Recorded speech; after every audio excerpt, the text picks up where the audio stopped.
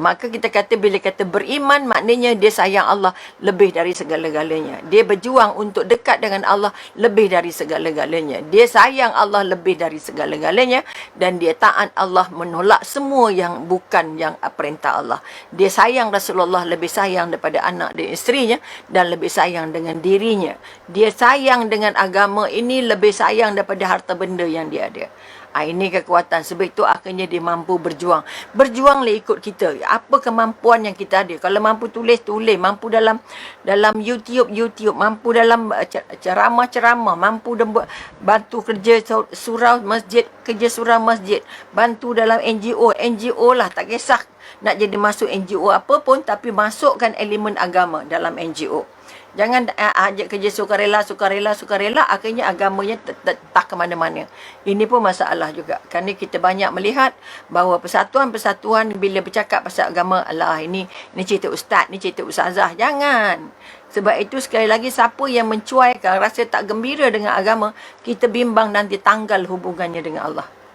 Kalau kata okey kita mulakan majlis dengan baca Quran, Allah dah macam musabakah pula. Akhirnya ramai ataupun banyak kita kata program-program yang dikendalikan oleh orang Islam, dikendalikan oleh persatuan-persatuan atas nama ada Islamnya, tetapi tidak mengangkat Quran dalam majlis-majlisnya. Ini masalah.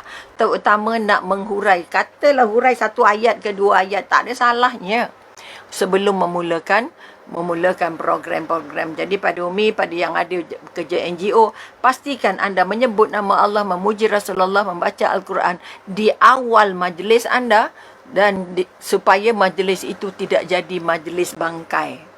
Kalau ada majlis tapi tak disebut nama Allah dan tak disebut nama Rasulullah, tidak berselawat kepada Rasulullah, maka majlis itu dianggap oleh Rasulullah seperti majlis bangkai. Ini yang kita paling takut.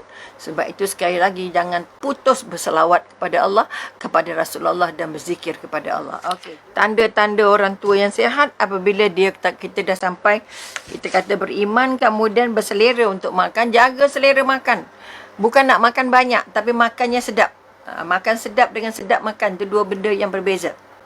Makan sedap dan sedap makan. Kita hendak sedap makan, bukan makan sedap. Apa bezanya? Kalau sedap makan, apa lauk pun jadi. Tak ada masalah dengan lauk. Tapi kalau sedap makan, kalau makan sedap, makanannya sedap, tapi kita tak sedap makan. Itu pun masalah besar juga. Jadi itu menandakan. Sebab itu kita kata nak kekal sihat, pasti kita boleh makan, boleh minum. Selain itu, dan kita boleh tidur. Semalam bila sebut dah, katakan tiga modal paling besar yang harus dijaga. Selain tadi makan, maka kita nak jaga. Pertama, kita mesti kena cahaya matahari. Sunlight. Okay? Mesti kena cahaya matahari pagi daripada pukul 12 ke bawah. 12, 11, 10, 9. Kedua, kita mesti cukup tidur. Cukup rehatnya. Okay? Dan yang ketiga, pertama ada cahaya matahari, sunlight. Kedua, panas lah maksudnya. Kedua, mesti ada exercise-nya. Mesti ada exercise. Ini penting sangat. Exercise jalan je. Bukan nak banyak-banyak pun. Dalam 20 minit gitu. Pusing-pusing rumah kita ke. Pusing-pusing keliling gitu. Dan yang ketiga, cukup rehat. Okay? Cukup rehat maknanya ada tidurnya, ada rehatnya, ada santainya, ada zikirnya.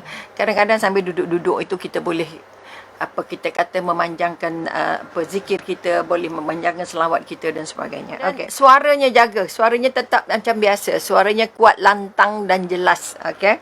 Kemudian dia bersemangat untuk hidup. Sebabnya katalah kalau dia masih ada pasangan, maka dia masih sangat-sangat menjaga keintiman. Intimnya hubungan pasangan. Sebab kita kata kalau kita dah tua tak payahlah intim-intim. Tak, jangan gitu. Kerana intim itu membantu kita jadi lebih diperlukan.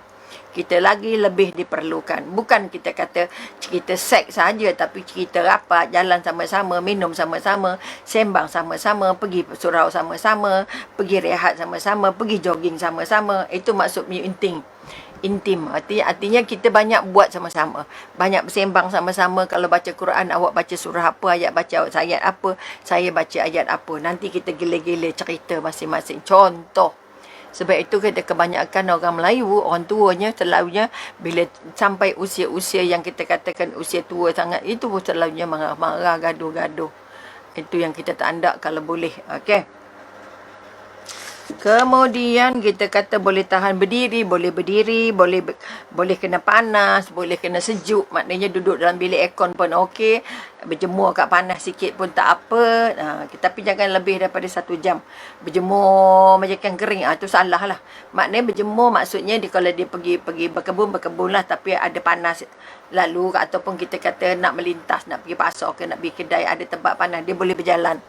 Ini kekuatan tahan panas. Bukan nak suruh duduk tengah panas tu, duduk. Okey. Dan seterusnya, boleh panas, boleh sejuk dan boleh naik tangga. Kalau rumah 2 tingkat, maknanya dia boleh naik sampai tingkat 1. Maknanya kalau rumah setingkat, syukur Alhamdulillah. Kalau rumah 2 tingkat, dia masih boleh mengekalkan kekuatannya, tenaganya untuk naik ke tingkat 2. Okey, itu kekuatan.